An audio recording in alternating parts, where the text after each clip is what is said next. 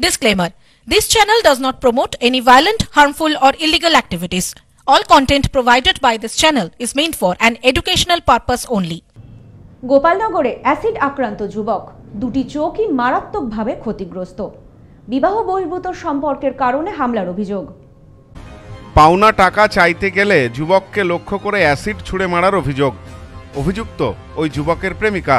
ঘটনাটি ঘটেছে উত্তর 24 পরগনার গোপালনগর থানার মেহেরপুর এলাকায়।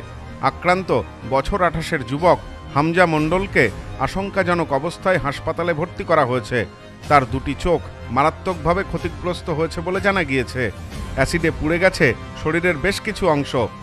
অভিযুক্ত আসমা তারা বিবি ও তার স্বামী আব্বাস মণ্ডলের বিরুদ্ধে থানায় অভিযোগ দায়ের করেছেন আক্রান্ত যুবক। পরিবার ও স্থানীয় সূত্রে জানা গেছে, হামজা মণ্ডল 7ই জানুয়ারি রাতে 9:30 নাগাদ আসমা তারা বিবির বাড়িতে যান পাওনা টাকা চাইতে। অভিযোগ, সেখানে গোপালনগর থানার বাসিন্দা আসমা তারা বিবি ও তার স্বামী বিনা কারণে হামজা মণ্ডলের সাথে তর্ক বিতর্কে জড়িয়ে পড়েন।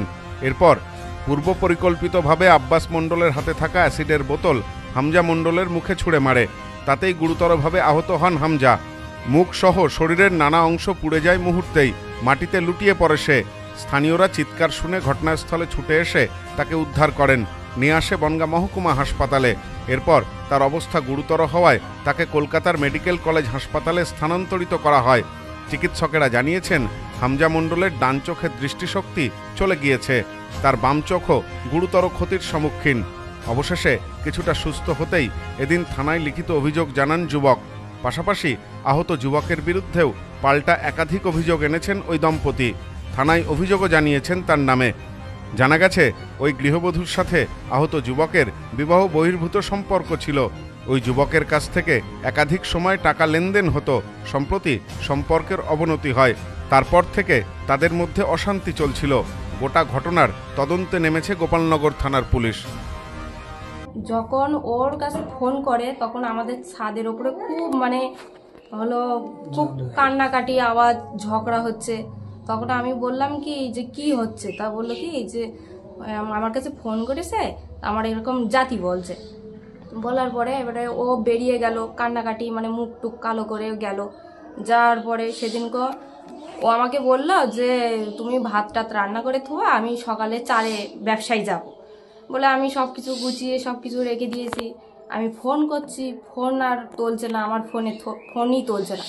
তারপর যখন আমি ভাবলাম, যখন 10টা বেজে যায়, 11টা বেজে যায়, তখনও ফোন করে যাচ্ছি, ফোন তুলছে না।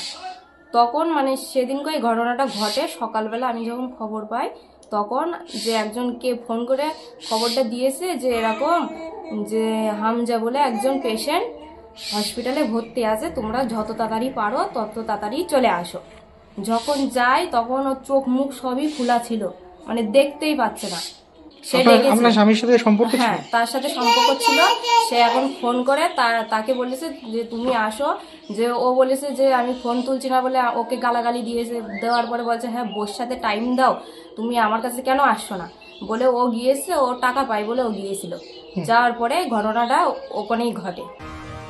Bureau report, news no man's land, Gopalnagar. নেউপিসি জুয়েলার্স, সম্পর্ক গড়ে দেয়। বনগাঁতে আমাদের 3টি শোরুম প্রতিদিনই খোলা। নেউপিসি জুয়েলার্স, বনগাঁ বাটার মোড়। নেউপিসি জুয়েলার্স ব্রাঞ্চ, কুমদিন স্কুলের বিপরীতে। নেউপিসি জুয়েলার্স বিউটি, মতিগঞ্জ, হাটখোলা। আমাদের এখানে সোনা কিনুন পেপারের দামে।